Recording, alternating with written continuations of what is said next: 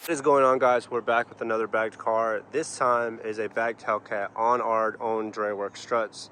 This is bagged on airlift 3P with 1/4 inch lines.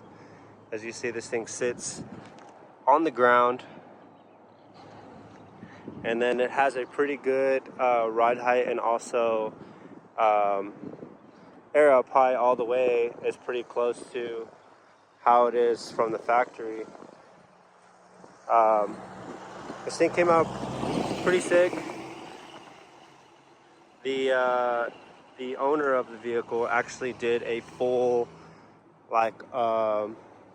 he got really creative and did a full custom trunk. As we did obviously we did the management and the compressors, but he did the platform and everything else around it.